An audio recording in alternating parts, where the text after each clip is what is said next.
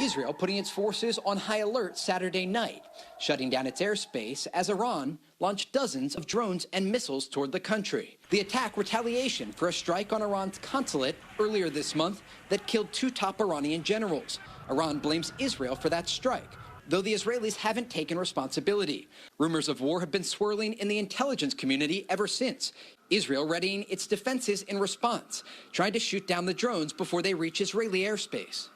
Israel also directing residents in several areas to stay near bomb shelters. This is a severe and dangerous escalation. Our defensive and offensive capabilities are at the highest level of readiness. A post on X by the Iranian government through their permanent mission to the UN said the attack can be, quote, deemed concluded, and warned the U.S. against getting involved.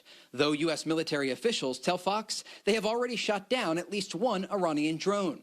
President Biden returning to Washington Saturday night, convening a meeting of the National Security Council. The White House maintaining its commitment to Israel is ironclad, saying in a statement the United States will stand with the people of Israel and support their defense against these threats from Iran. Before this, Iran had only targeted Israel through proxy forces and avoided direct attacks. Tonight's event fueling fears about the possibility of a broader regional war.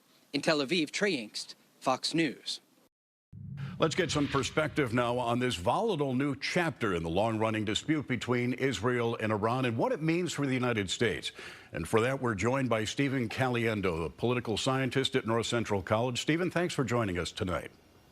Thanks, Dane. So what is the danger, or what are the potential ramifications of Iran's attack earlier tonight? We're in new territory. There's no question about it. The Israelis have become accustomed. Again, not they're complacent about it. They've become accustomed to proxy attacks from Hezbollah, certainly from Hamas, even from the Houthis in Yemen. But this direct attack from Iranian soil is a new chapter. And it is certainly in a larger context of a decades-long conflict.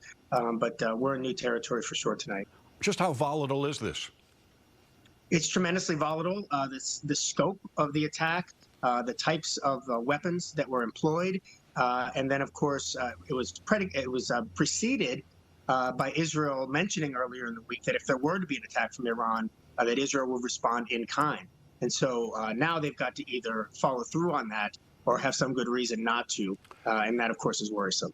Speaking of weapons, there are reports of Iran firing both slow-moving drones and fast-moving missiles. How does that complicate the efforts to shoot them down before they reach Israel? Yeah, very much so, Dane. I think folks are familiar with the Iron Dome. Certainly after October 7th, we heard a lot more about that anti-weapon system, but there are others as well that are better suited for different types of weaponry. And so the complication is that all of this has to be coordinated at once. So there's planes in the air that they're trying to intercept and shoot down missiles or drone strikes, and then of course there's the ground weaponry too, not only from Israel but by its allies, by the United States, we have boats in the waters just off seas. President Biden, of course, involved in some high-level meetings tonight. What can President Biden and the State Department do to try to defuse this situation before it turns into a full-scale war? Dane, your framing is exactly right. The diffusing of situation. Certainly the Americans don't want to be dragged into a specific conflict, and certainly not boots on the ground, but even airstrikes over Iran. It's a much different situation than what we've been helping with respect to fighting against Hamas. I think de-escalation has got to be the key. Again, I think the Israelis are in a little bit of a tough situation because they promised that there would be retaliation if such a strike occurred, and now that it has, the IDF spokesperson came out earlier this evening and said, there's going to be there'll be a response. And so I think we think about the Cuban Missile Crisis, for instance, in 1962. These moments where a leader can make a decision to either move forward and escalate and respond, or to pull back and try to negotiate. But it's going to be very difficult, and again, in the larger context of this decades-long conflict. It is a watershed moment. Professor Caliendo, thank you for joining us tonight. It's great to be with you.